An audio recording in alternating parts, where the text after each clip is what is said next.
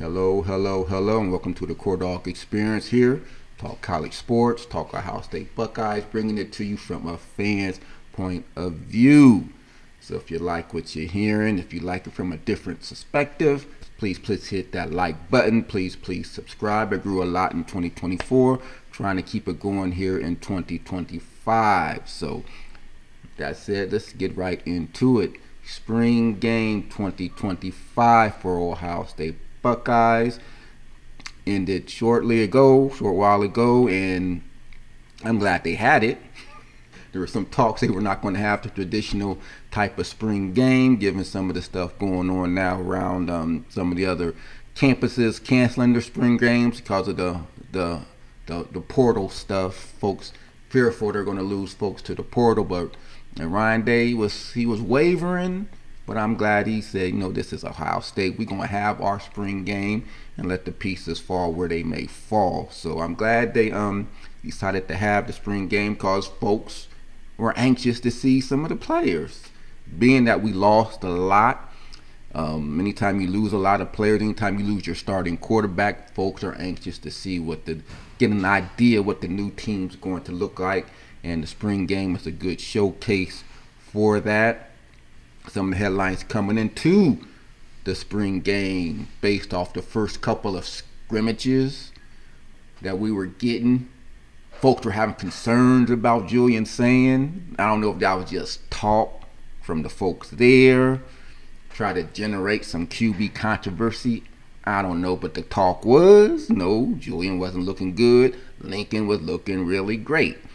And the general consensus was the spot was Julian's to lose, period, regardless of what happened. But Ryan Day, he likes quarterback competition. No matter how real it may or may not be, he pitched on that front that this is a quarterback competition. And rightly so. You don't want Julian thinking the jobs is his and he don't have to do anything to approve. It's not always a bad thing to have to look over your shoulder every now and then, because Lincoln has been there, going to his third year in the program now, and he's not like he's contrary to what some fans like to post about some of the quarterbacks. He's not trash. He's good. Dude was a Gatorade Player of the Year, so the dude got some skills. His last outing against Missouri may not have looked that way, but he came in with some skills and some high accolades of his own. So rightfully so, I think Ryan Day said this is the honest to true quarterback competition.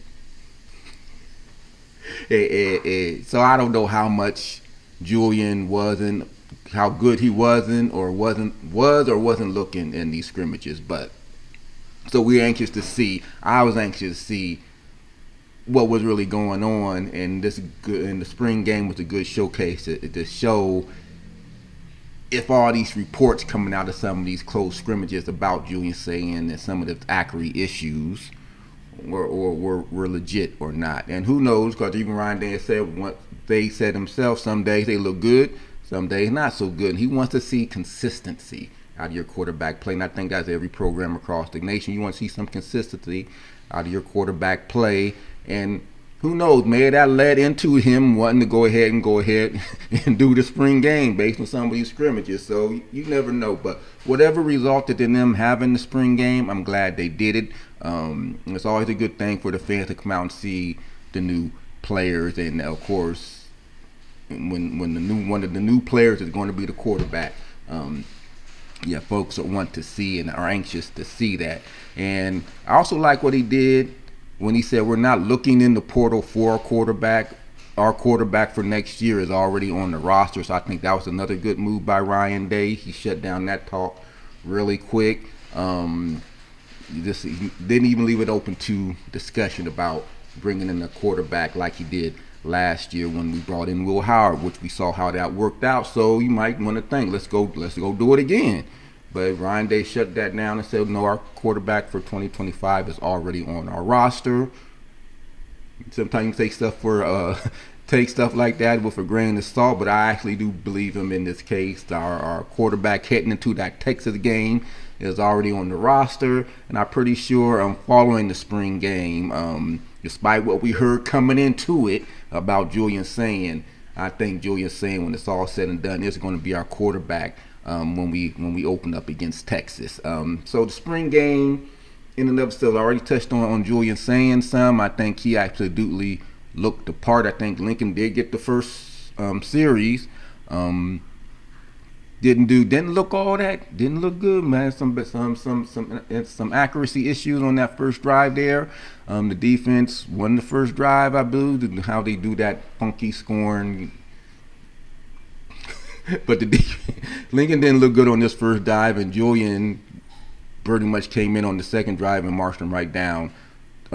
Marched the offense right down the field. The offense, before I get into saying more, the offense just looked on point. Julian looked sharp. He looked really sharp. He looked really good. If he did struggle in those scrimmages, he maybe took that criticism to heart, because he came out looking really good. And I think for me and a lot of other Ohio State fans, that's what we were anxious to see. Exactly how was Julian Sayin going to look? And he looked every bit the part of the starting quarterback heading into the 2025 season. He looked consistent throughout the day. Quick reads. You could see him commanding the line of scrimmage, getting folks lined up right. That's stuff you wanted to see from someone potentially making their first significant start of his college career, being that you're the returning national champion. So that's a lot to live up to, and I think he did a very good job. Throughout the course of the spring game, he just looked really good and looked really on point, looked consistent from what Ryan Day said he was looking for. He looked really consistent, good reads, and made some really good throws. I believe he had the best throw of the game. Was over with maybe the second series, I may have been. Stood in the pocket, called out the play, hit Ryan Graham over the middle, which was an NFL style type throw. He was on point with it. What they said about his arm strength and how the ball leaves his arm, you can see it there in full display. So again, he looked the part. Didn't look nervous. Whatever was going on in those scrimmages that had people doubting, I think he put that to bed really, really quick. And if he has not cemented the starting job, I think everybody knows, even though Ryan Day may not want to come out and say it right now, but I think everyone knows heading into the Texas game, Julian Sayin is going to be the starting quarterback. Not to say that Lincoln didn't look good. He's built like Will Howard.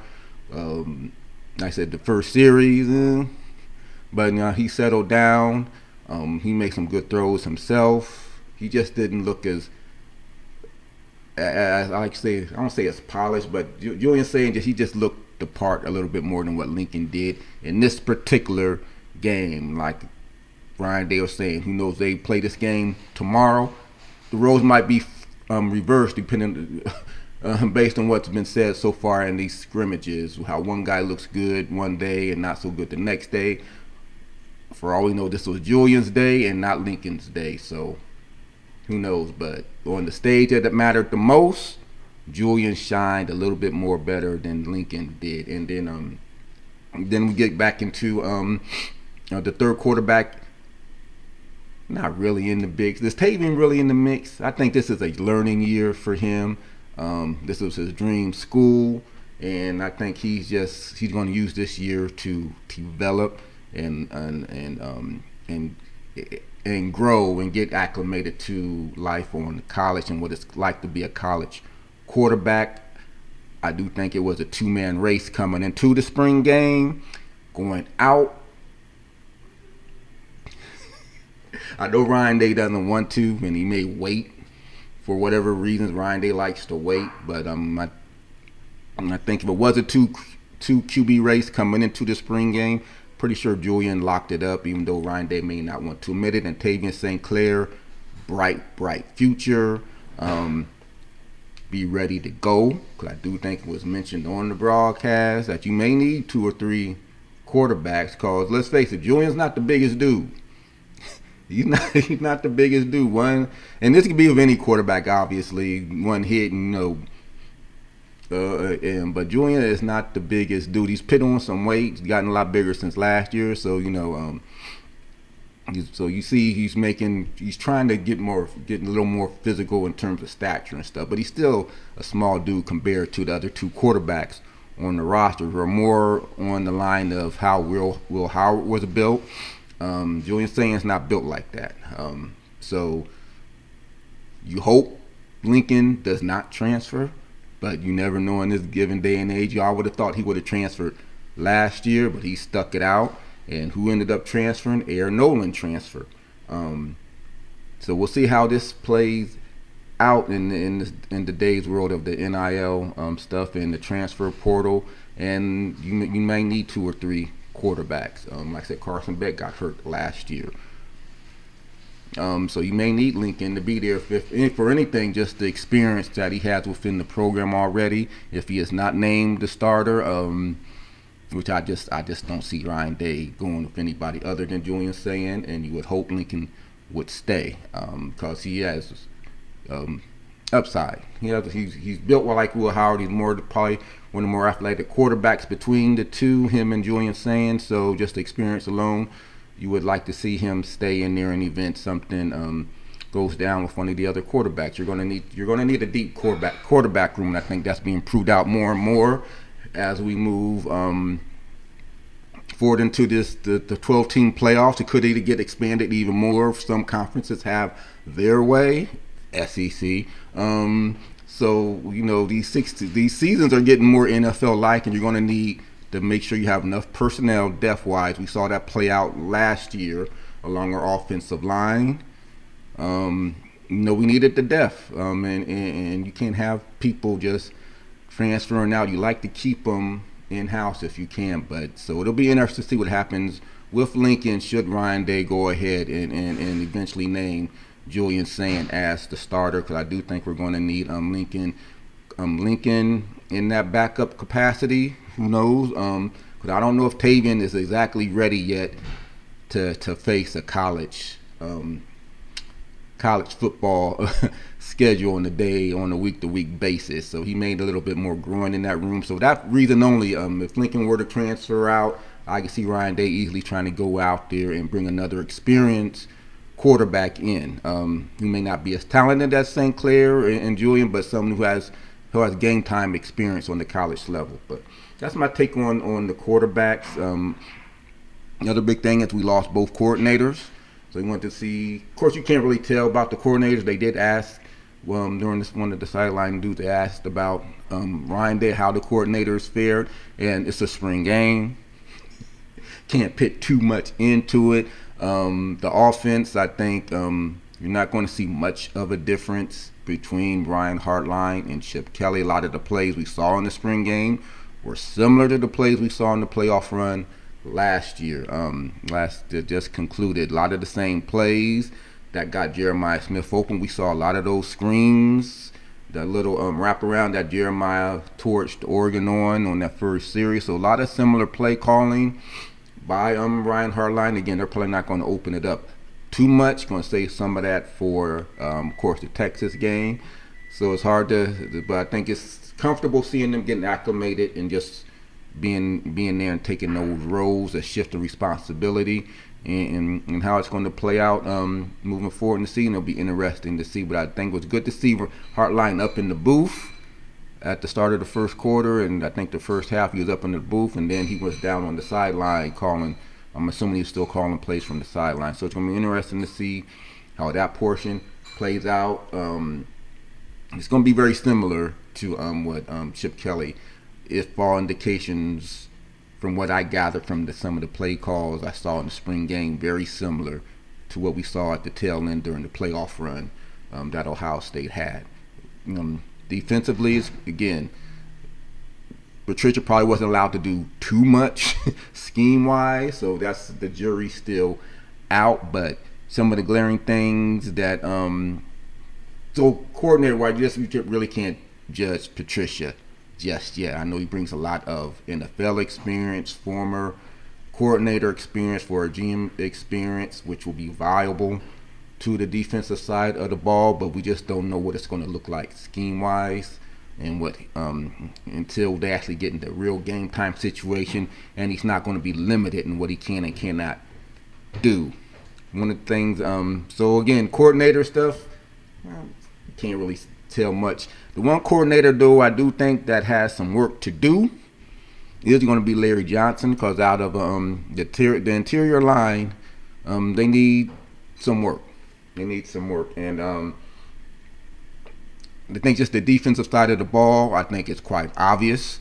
It's quite obvious. Our offense is loaded. Our defense lost a lot of people. Yes, our offense lost Trevion, Quishan, Will Howard, and Emeka. It's hard to lose those four dudes, but the offense, as we know, losing all those dudes, it could potentially, you hate that word potentially, but potentially our offense might even be better, especially if our running backs, we can get that running back combo on the, not even on the same level, just near the level of what Trey and Quishan did last year. If we get James People or a combination of James People, Donaldson, or a combination of our running backs, you got the freshmen that look good, Jackson. We get any type of threat out of that running back room with the receivers we got, because we lost the Mecca, but honestly, our receiving core might even be better this year. Our passing game might be better this year, and that's saying a lot given what they did last year. So offensively, they were loaded. They are head and shoulders above the defense this year, which was to be expected. I don't think there were any surprises on the defensive side of the ball in terms of how they could not keep up with the offense. They lost a lot of people on defense. Your two defensive ends, Cody Simon, Ransom, they lost a lot of people defensively, so you expect to see some growing pains on the defensive side of the ball. The DB, right receiver matchups were interesting all throughout the spring game. Just the talent level, it was a great thing to see our receivers going up against our DBs. That was great. But the glaring weakness so far, we knew last year what the glaring weakness was our O-line, which came through at the end when it was all said and done, despite the injuries. I know we gave Fry a lot of crap, but the O-line came through at the end of the day. So shifting into this year, our focus is now on the D-line, because our O-line looks like it's going to be good moving forward, and we're going to talk about some of the portal additions in a second here. But the D-line, the interior D-line, we lost Hamlin and we lost Tyleek. So we lost our whole front, basically, our whole starting front last year. Sawyer, JTT, Hamilton, Tyleek Williams, all gone.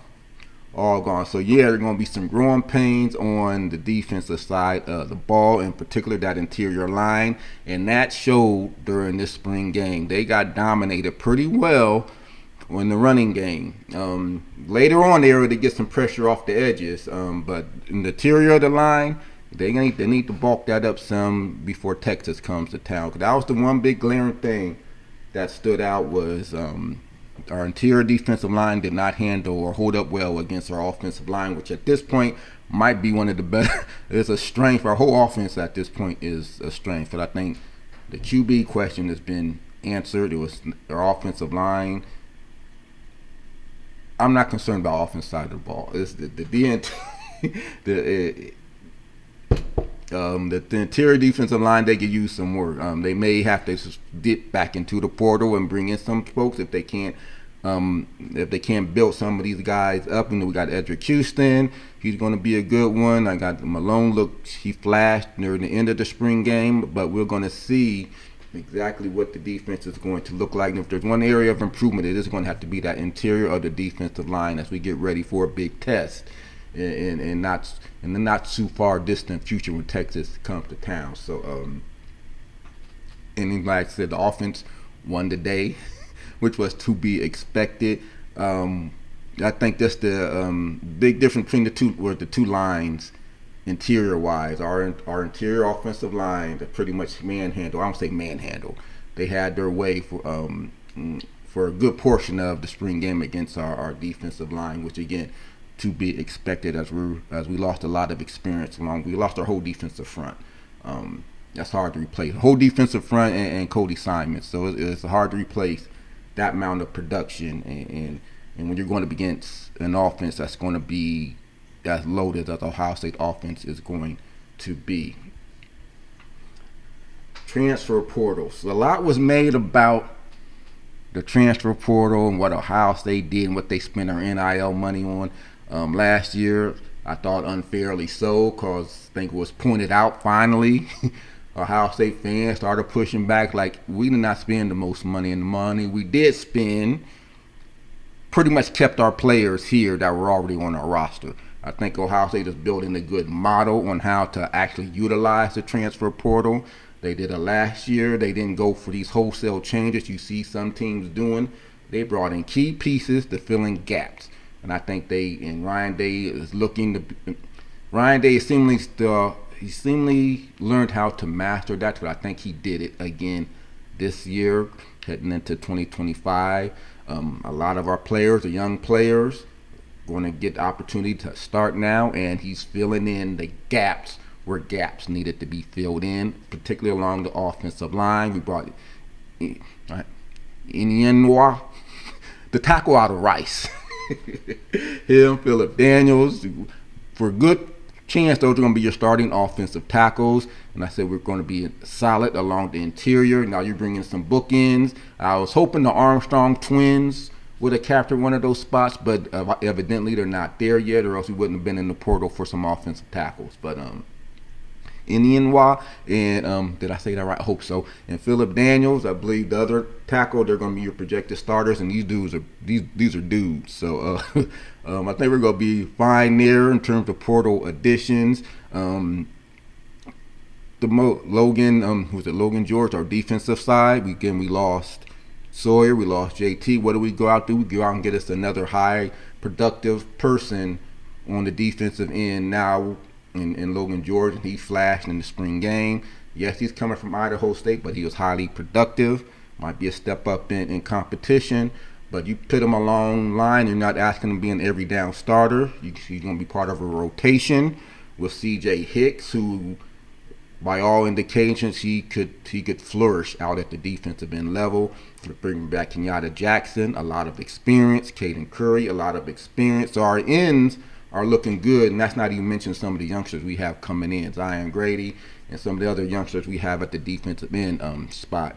But portal addition, Logan George is going to be a good portal addition, and I think when it's all said and done, the most underrated portal addition outside of Beck going to Miami just might be Max Clair.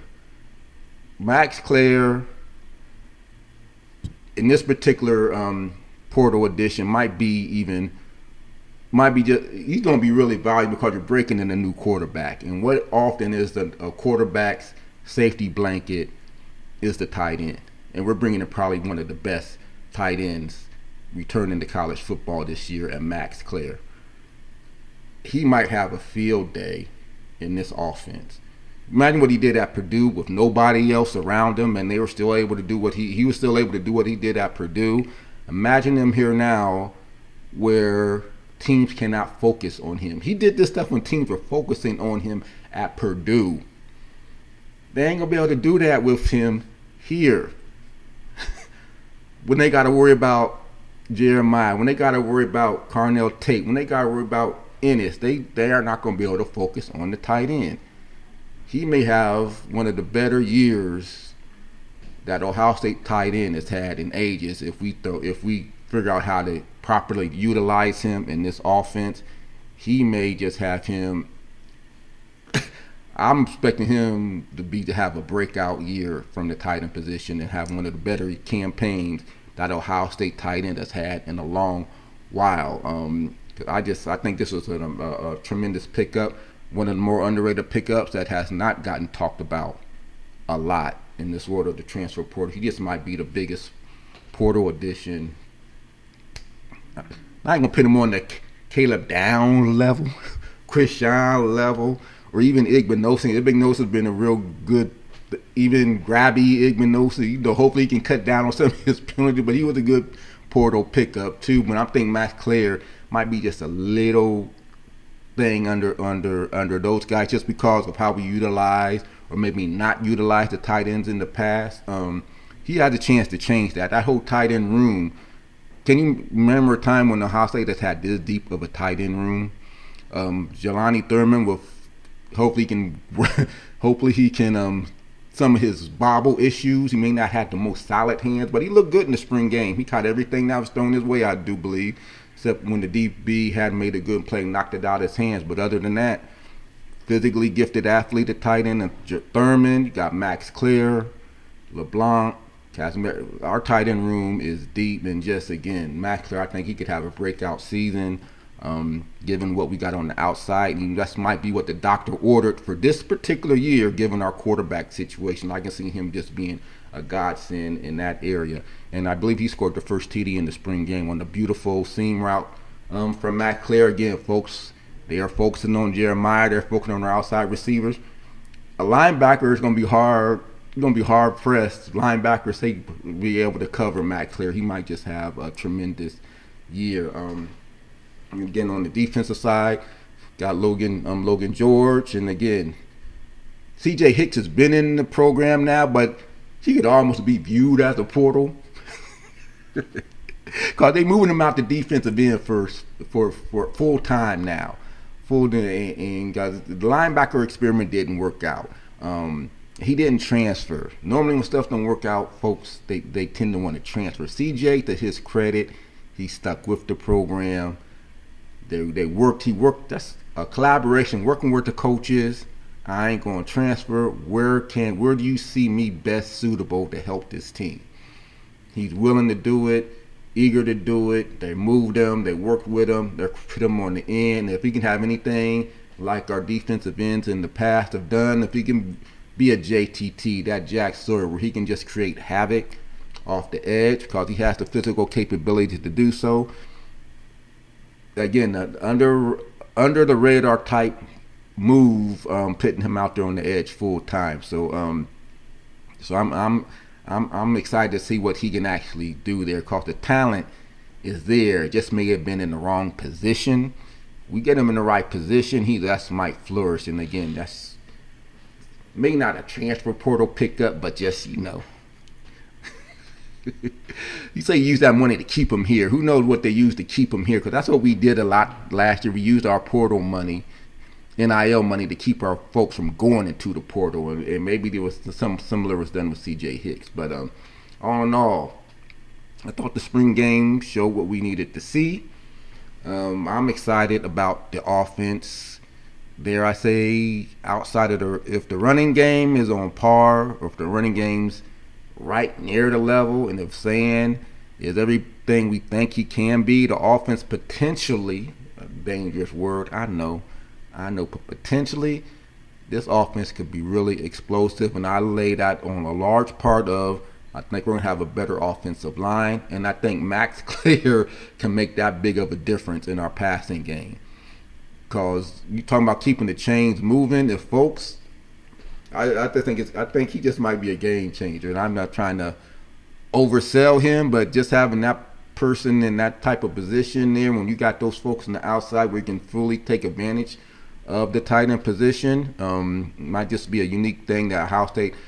We had some with Stover, but Matt Clare, I think, in the receiving game, is just maybe slightly better than what Stover was. So again, because Stover was converted over the tight end. Matt Clare is a natural tight end. So again, I just think our offense can make even that. If it's possible for an offense to improve from last year, that's the one area it can significantly improve, is utilizing that tight end, given the weapons we have out there. Just like who do you guard before? But it's not like who are you really going to guard? Because you try to lock all of them up, and if our running backs can catch anything, this offense might be a thing to see. But that's my take on the spring game. I think Julian Sayin locked it up. Even though Ryan Day may not want to admit it, I think Brian Hartline got his feet wet, which is good. I think Patricia is going to be a good addition on the defensive side of the ball. And again, I thought the elements we brought in on the portal, the filling in the gaps where we needed some helps, so to speak. I think that played out. I think the tackles played well. I said Logan George played well. You seen Max Clare and Julian Sayin, who I think everyone wanted to see based off some of the reports we were getting out of the scrimmage. He looked really, really good. Lincoln Kindholtz, maybe not as good, but good enough for Ryan Day. I'll put it that good enough for Ryan Day to say the competition's still open.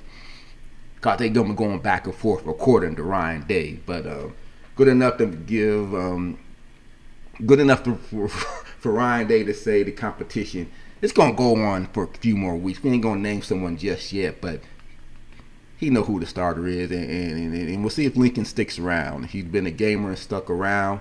And, in this day and age, you need to have depth at every position. He provides that. But I can't blame the young man, former Gatorade Player of the Year, to want to get on the field and play. So I understand that as well. But for right now, I think Julian did outplay him in the spring game. What are your takes? Who do you think looked good? Who do you think didn't look good? The receiver DB matchups, that was fascinating to see all day. How they matched up. Quincy Porter, talking about another 5-star receiver. You got to flash him. Mayan Graham, they've been talking about him. He's the real deal. I think he probably had the best spring game of the outside of Julian Sayin. I think Mayan Graham flashed the most. Quincy Porter got in there a little bit.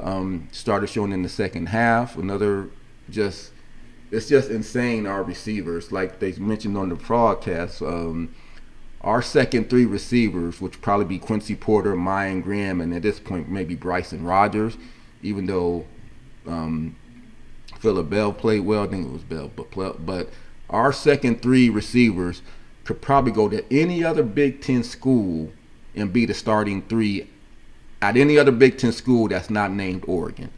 They're probably that good. They're probably that deep. And I might be exaggerating, who knows, but Oregon's the only one that flashes that our second unit probably could not go there and start.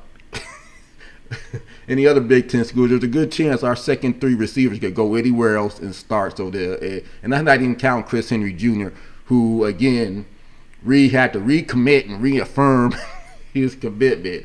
Of course, don't mean nothing until he's actually on campus. But there are a lot of rumors about Chris Henry Jr. not sticking to his commitment, but he shut all that down. So again, the wide receiver room just going to be super. You could potentially have, not getting too ahead of myself because I said he ain't actually on campus, but you could potentially have Jeremiah Smith, Quincy Porter, Mayan Graham, Chris Henry Jr. all on the field at the same time next year. That's looking way ahead. I'm just saying. What we say about the richest hat of Ohio State in terms of the receiver room, that's what they talking about. That's what they talking about. But spring game is come and gone. No injuries. Everyone looked good. Biggest thing to work on for me is our interior defensive line. If we have to dip back into the portal and get someone, if there's someone's available, I say go get them. Other than that, build the dudes up we got. But all in all, I think it was a successful spring game. I think Julian showed what he needed to show to shut some people up. Because everyone doesn't see the scrimmages. We can only go by what folks are writing, and there's supposed to be reason for concern. After that, I ain't concerned. I really ain't. I think after that, I think Texas need to be concerned. All this talking about Arch Manning, we see your Arch Manning, we got Julius Sayin. So that's gonna be a really good, really good first game. First game coming up in a few months. Not that it's gonna be here before we know it. So interesting. That was a good spring game. I think he's seen a lot. I think Ryan Day seen a lot of what he needed to see, and and obviously there's stuff that needed to go back and work on. But who are your standouts in the spring game? Was it Mayan Graham? Was it Julian Sayin? Did he do enough to just shut down the competition, the running game? I don't think we saw Peoples too much. The bulk of the work they go to Donaldson, and Sam Williams, Dixon, and Jackson. I mean, I liked what I saw on offensively. Defensively, we got some work to do. And again, the DBs, like I said, still hard and still, our DBs are going to be, they get to go against the best receivers. So I think by the time the season rolls around, our DBs are going to be really good. Again, our back ends are going to be really good. I do think, despite all this grabby and stuff, I think Igman coming back is a good thing. It begin to provide veteran leadership to some of the younger guys. So again, it's going to be a real, going to be a good. And I was really pleased with what I saw in the spring game. So again, let me know what your guys' takes were on the spring game. Again, comment on anyone else that stood out to you. Again, to me, folks that stood out to me again were Julian Sayin, Mayan Graham, obviously, and then again later on in the scrimmage was this Logan George. I like how he flashed as well. So again, hit me up in the comments. Let me know what you're feeling about the spring game, what their prospects are for the 2025 Buckeyes. It was great seeing those rings, and I didn't want to focus too much on all the trolling the Michigan stuff fans have been doing. But did y'all get rings when y'all beat Ohio State? Did y'all see the 3 rings Ohio State? So all that trolling y'all been doing since the championship game,